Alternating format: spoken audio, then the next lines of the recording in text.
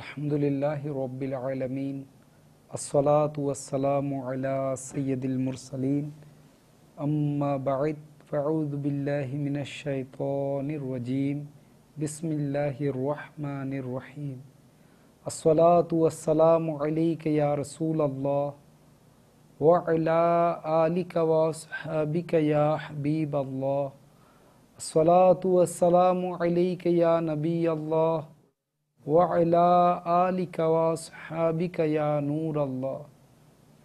আমার মাদানী চ্যানেলের সম্মানিত দর্শক শ্রোতাবৃন্দ, মনোযোগ সহকারে ফয়জানে সুন্নতের অংশ পেটের কুফলে মদিনা কিতাব থেকে রওয়ায়াত আর বুজুর্গানে দিনের ঘটনাগুলো শুনতে থাকুন, কেননা অন্যমনস্ক হয়ে এর বরকতসমূহ দূরীভূত হওয়ার সম্ভাবনা রয়েছে। হযরত উস্তাদ আবু জাফর আলাইহি রহমতুল্লাহিল আকবর এর পবিত্র ইরশাদ হচ্ছে, যদি পেট ক্ষুধার্ত থাকে তবে শরীরের অন্যান্য অঙ্গ প্রত্যঙ্গগুলো দুর্বল থাকার কারণে শান্তিতে থাকে, কোনো জিনিসের দাবি করে না। আর যদি পেট ভরা হয় তখন অন্যান্য অঙ্গ প্রত্যঙ্গগুলো পেট ভরার কারণে বিভিন্ন মন্দ কাজের প্রতি ধাবিত হয়। হযরতে সৈয়দুনা আব্দুল্লাহ ইবনে আব্বাস রাদিয়াল্লাহু তাআলা আনহুমা হতে বর্ণিত, নবী করিম রউফুর রহিম হযরত মুহাম্মদ মুস্তাফা সাল্লাল্লাহু তাআলা আলাইহি ওয়াসাল্লাম ইরশাদ ফরমায়েছেন, আল্লাহ আজ্জা ওয়াজাল এর নিকট তোমাদের মধ্যে সবচেয়ে অধিক পছন্দনীয় ওই বান্দা যে কম আহারকারী ও হালকা পাতলা শরীরের অধিকারী। অধিক খাওয়ার একটি প্রধান বিপদ হচ্ছে শরীরের ওজন বেড়ে যাওয়া, আর পেট বের হওয়াও তো আছে। আজকাল উল্লেখযোগ্য সংখ্যক লোক এ রোগে আক্রান্ত। ওজন এর পরিমাণ নিজ নিজ শারীরিক উচ্চতা অনুযায়ী হয়ে থাকে। মধ্যম আকৃতির 5.5 ফুট তথা 66 ইঞ্চি লম্বা পুরুষের ওজন 150 পাউন্ড অর্থাৎ 68 কেজি এবং মধ্যম আকৃতির 5.25 ফুট অর্থাৎ 63 ইঞ্চি লম্বা মহিলার ওজন 130 পাউন্ড তথা 59 কেজি থেকে কখনো বেড়ে যাওয়া উচিত নয়। নিজের শারীরিক উচ্চতা মেপে উপরে দেয়া পরিমাণ অনুসারে যে কেউ ইচ্ছা করলে নিজের ওজনের হিসাব করে নিতে পারেন। যে যতটুক দীর্ঘাকৃতির হবে সে হিসাবে তার ওজনও তত বেশি হওয়া স্বাভাবিক। সৃষ্টির শুরুতে মানুষের শারীরিক আকৃতি অনেক বড় হতো, এই হিসাবে ওজনও অধিক হতো।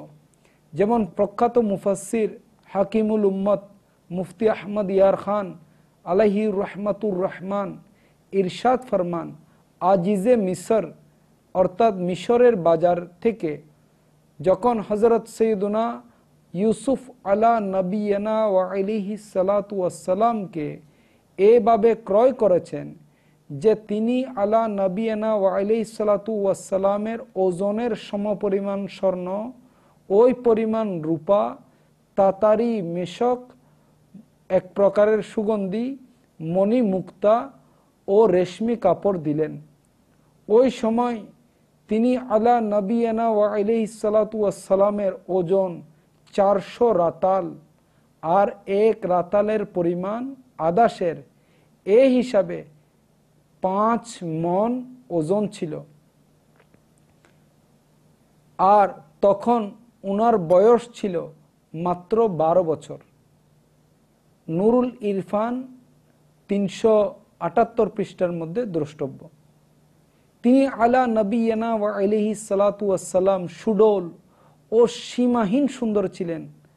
আর তিনি আলা নবিয়ানা ওয়া আলাইহিস সালাতু ওয়াস সালাম নিজের ওজন অনুসারে নিশ্চয় দীর্ঘাকৃতির ছিলেন।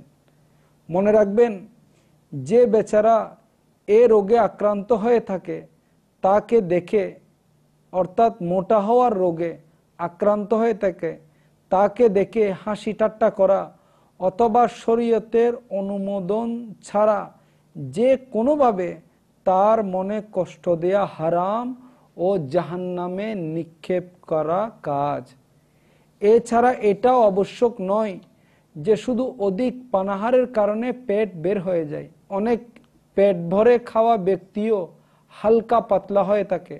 যা হোক, বসে বসে দীর্ঘক্ষণ লেখাপড়া করার কারণে বা অফিসিয়াল কাজ করাতে হাঁটা চলার পরিবর্তে শুধু মোটরসাইকেল বা কার ইত্যাদি যানবাহনের মাধ্যমে সফর করাতে, চার জানু হয়ে বসে খানা খাওয়াতে, চেয়ারে টেবিলে পা লটকিয়ে খানা খাওয়াতে, প্রচণ্ড গরম খাবার খাওয়াতে, শরীরের ওজন প্রায় সময় বাম দিকে রাখাতে, যেমন বসা অবস্থায় অথবা খানা খাওয়া অবস্থায় বাম হাতে মাটিতে ভর দিয়ে দেয়াল ইত্যাদি বাম পার্শ্ব দিয়ে হেলান দেওয়ার অভ্যাস ইত্যাদির কারণেও পেট ও শারীরিক ওজন বাড়তে পারে। যে পেটের কুফলে মদিনা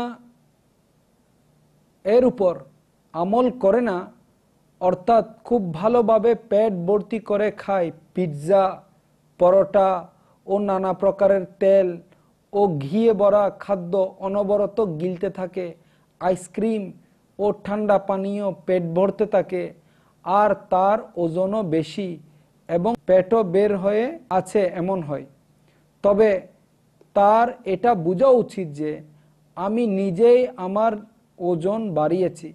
লোকেরা সম্ভবত ঠান্ডা পানীয় সামগ্রীকে ক্ষতিকারক নয় মনে করে, অথচ 250 মিলিলিটার একটি ঠান্ডা পানীয়র বোতলে প্রায় 7 চামচ চিনি থাকে, আর আইসক্রিম তো একটি চিনি বোমা। ভারী শরীরধারী ব্যক্তিকে তো ঠান্ডা পানীয়র বোতল আইসক্রিমের দিকে দৃষ্টি দেয়া অনুচিত, কারণ এটা তার জন্য একটি মিষ্ট বিষ। বিশেষত 3টি বস্তু শরীরের ওজন বৃদ্ধি করে। নাম্বার 1 ময়দা, নাম্বার 2 চর্বি জাতীয় খানা, নাম্বার 3 মিষ্টি জাতীয় খানা। আমাদের প্রায় প্রতিটি খাদ্যে এই 3টি বস্তু পাওয়া যায়। মানুষের শরীরের জন্য দৈনন্দিন খাদ্য তালিকায় এগুলো নির্দিষ্ট পরিমাণে হওয়াও আবশ্যক। কারো রক্তে সুগার বেড়ে গেলে যেমন অসুস্থ হয়ে থাকে, আবার যার প্রয়োজনের চেয়ে সুগার কম হয়ে যায় সেও অসুস্থ হয়ে থাকে। তাই যে পেট ভরে আহারকারী হবে তার পেটে এই 3টি বস্তুর পরিমাণ প্রয়োজনের চেয়ে বেশি প্রবেশ করবে, যার ফলে তার শরীরের ওজন বৃদ্ধি পেতে থাকবে, আর এ কারণে অনেক রোগ ব্যাধিও হওয়াও শুরু করবে। অনেকের কুদরতিভাবে শারীরিক গঠন এরূপ হয়ে থাকে যে তারা যতই আহার করুক না কেন শরীর বৃদ্ধি পায় না, হালকা পাতলাই থেকে যায়। এর মানে নিশ্চয়ই এটা নয় যে তাদের কোনরূপ ক্ষতি সাধন করে না। এসব লোকেরাও অধিক খানা খাওয়াতে পেটের গন্ডগোল ও হৃদরোগ ইত্যাদি হতে পারে। হৃদরোগের কারণে যদিও অধিক খানা খাওয়ার সাথে সম্পৃক্ত, কিন্তু বিভিন্ন চিন্তার কারণেও হৃদরোগ হতে পারে এবং এতে মানুষ হার্ট ফেলও করতে পারে। যদি যৌবনেই ময়দা, চর্বি জাতীয় দ্রব্য ও মিষ্টি জাতীয় বস্তু খাওয়া কমিয়ে দেয়া হয়, তাহলে বেঁচে থাকলে বৃদ্ধ বয়সে তা উপকারে আসতে পারে। অভিধান অনুযায়ী প্রাপ্তবয়স্ক হওয়া থেকে নিয়ে 30 থেকে 40 বৎসর পর্যন্ত মানুষ, যুবক অবস্থায় 30 থেকে 50 বৎসর পর্যন্ত যৌবন ও বৃদ্ধকালের মধ্যবর্তী সময় অর্থাৎ প্রৌঢ় বা মধ্যবয়সী, আর এরপর বৃদ্ধকাল এসে যায়। উত্তম তো এটাই যে একদিনের শিশুর খাদ্যেও সতর্কতা অবলম্বন করা, এছাড়া প্রাপ্তবয়স্ক হতেই খাদ্য অভ্যাস নিয়ন্ত্রণ করার প্রতি মনোযোগ বৃদ্ধি করা। যদি 30 বছর বয়সী হওয়ার পরও যাই হাতের কাছে আসে তাই খেতে শুরু করে, তবে এর প্রতিক্রিয়া নিজেই দেখতে পাবে। আর এখন যতই বয়স বাড়তে থাকবে, রোগ ব্যাধি প্রকট আকার ধারণ করা শুরু করবে। যদি কেউ 50 বছর বয়সী হয়ে যাওয়ার পরও সব কিছু আহার করে, তবে মূলত যেন তিনি বলছেন, আবেল মুজে মার, অর্থাৎ এ সার আমায় মারো। এ ধরনের মানুষ সুগার, কোলেস্ট্রল ইত্যাদি থেকে রক্ষা পাওয়া খুবই কঠিন হয়ে দাঁড়ায়। 30 বছর বয়সের পর প্রায় রক্তের মাঝে রোগ ব্যাধি জন্ম নিতে শুরু করে। সুতরাং 6 মাস অন্তর অন্তর বিভিন্ন ধরনের টেস্ট করানো উত্তম। আর যদি কোনো রোগ পাওয়া যায়, তবে চিকিৎসা করানোর সাথে সাথে প্রতি 1.5 মাস পর পর সেটার টেস্ট করানো উচিত। এটা ভেবে টেস্ট না করানো মারাত্মক ভুল যে কোনো রোগ ধরা পড়লে টেনশন শুরু হবে। এটা মনে রাখবেন যে রোগ ব্যাধির ব্যাপারে উদাসীন হওয়াটা রোগের প্রতিকার নয়। উদাসীনতা ভবিষ্যতে ভীষণ ক্ষতির কারণ হতে পারে। বাকি রইল যে এই বয়সের অনেকেরই আগামী দিনগুলোতে হঠাৎ হার্ট অ্যাটাকই হয়ে যায়। মুখের অর্ধাঙ্গ ও প্যারালাইসিস রোগের অভিযোগও অনেক রয়েছে। আল্লাহ আজ্জা ওয়াজাল আমাদের সকলকে রক্ষা করুন এবং আমাদেরকে যেন পরীক্ষার সম্মুখীন না করেন। আমিন বিজাহিন নবীল আমিন সাল্লাল্লাহু তাআলা আলাইহি ওয়াসাল্লাম। পিৎজা ও তেল ঘি দ্বারা প্রস্তুত বাজারে ফাস্টফুডের যে খানা পাওয়া যায়, এগুলোর দ্বারা খুব দ্রুত শরীর ও মেদ বৃদ্ধি হয়। এটা স্বাস্থ্যের জন্য সীমাহীন ক্ষতিকারক। বাজারের খাবারসমূহে প্রায় নিম্নমানের ও অনেক দিনের পচা বস্তুও ব্যবহার করা হয়। বিশেষত গ্রীষ্মকালে ফাঙ্গাস নামক জীবাণু বিস্তার লাভ করে, যে কারণে ফুড পয়জনের শিকার হয়ে রোগাক্রান্ত বা মৃত্যুমুখে পতিত হওয়ারও সম্ভাবনা থাকে। আরব আমিরাতের মধ্যে অর্থাৎ মধ্যপ্রাচ্যে যেখানে হোটেলে খানার মান খুবই উন্নত মনে করা হয়, সেখানকার ইংরেজি পত্রিকা এর 2004 সালের 4 আগস্ট সংখ্যার একটি সমালোচনামূলক রিপোর্ট প্রকাশ করা হয়েছে, যাতে সংযুক্ত আরব আমিরাতের রাজধানী আবুধাবির হোটেলে ফাস্টফুড অর্থাৎ তেল ঘি দ্বারা প্রস্তুত করা খাবার, বিশেষত পিৎজা এর ব্যাপারে সীমাহীন নিন্দা করা হয়েছে। পত্রিকার ভাষ্যমতে সারাংশ এই যে আবুধাবির প্রায় হাসপাতাল ও ক্লিনিকে সপ্তাহে 3 থেকে 4 জন রোগী এমনই এসেছে যারা পিৎজা ইত্যাদি খাওয়ার কারণে ফুড পয়জনে আক্রান্ত হচ্ছে। তাদের রোগের মধ্যে বমি, ডায়রিয়া, বদহজম, জ্বর, দুর্বলতা ও বিষণ্ণতা ইত্যাদি রয়েছে। এক ডাক্তার বলেন, আগের সপ্তাহে আমার নিকট 3 জন রোগী এসেছে। তারা প্রত্যেকেই পিৎজা খেয়েছেন। তাদের মধ্যে একজন 2 দিন পর্যন্ত ক্লিনিকে ছিল। এই রিপোর্টে আরও অনেক ডাক্তারের বক্তব্য অন্তর্ভুক্ত ছিল। প্রত্যেকের অভিমতের মূল কথা এটাই ছিল যে বাজারজাতকৃত খাদ্য ও পিৎজা ইত্যাদি খাওয়া মানে রোগ ব্যাধিকে তৎক্ষণাৎ আলিঙ্গন করা। প্রিয় ইসলামী ভাইরা ও আমার মাদানী চ্যানেলের সম্মানিত শ্রোতাবৃন্দ, পিৎজা ও ফাস্টফুড ও ঘিয়ে ভাজা খাবার খাওয়াতে রক্তের মধ্যে কোলেস্টেরলের পরিমাণ বৃদ্ধি পায়। আর কোলেস্টেরলের প্রভাবে রক্তের ক্ষুদ্র ক্ষুদ্র রগগুলো শক্ত ও সংকীর্ণ করে ফেলে, যার কারণে সর্বদা সরাসরি হৃৎপিণ্ডের ক্ষতি সাধিত হওয়ার আশঙ্কা থাকে। যদি রোগীর সাথে সুগারও থাকে এবং তিনি যদি ধূমপানেও অভ্যস্ত হন, তবে স্ট্রোক হওয়ার আরও অধিক আশঙ্কা থাকে।